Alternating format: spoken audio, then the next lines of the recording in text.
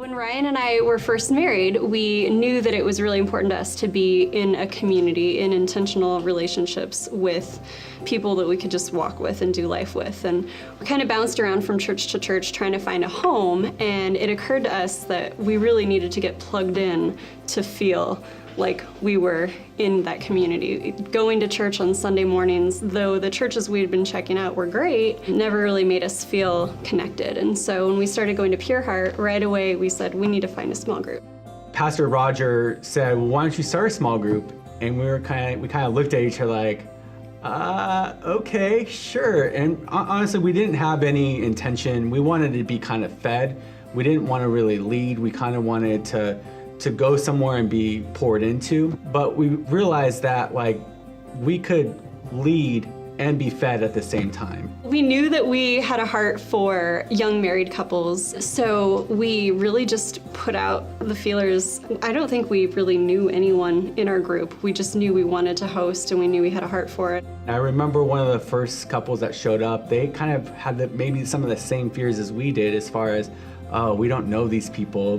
How is this gonna work? Are we gonna like them? And honestly, through some conversations and through some facilitating, we were able to start to develop some of those relationships that we have to this day. So it was really kind of cool, and not having known those people before and to now, I mean, they're absolutely our best friends, and we talk to them about everything and anything and things that you probably wouldn't think would be comfortable to talk about. We've had those conversations as a group because we've built this trust and this rapport over the last 4 years. You know, whenever you're serving or whenever you're trying to love others, there's always kind of a fear. There's always kind of something maybe in the back of your head, is this worth it, or am I worth it? We all have our struggles, and no one is meant to walk through life alone. And I would imagine that a lot of people feel alone out there. I think being in a group has helped me address some fears. I frankly have a history of anxiety. It's amazing how many women I've been able to talk to, even just within my group, about that. It seems like everybody has their stuff. It's helped me in my walk through that.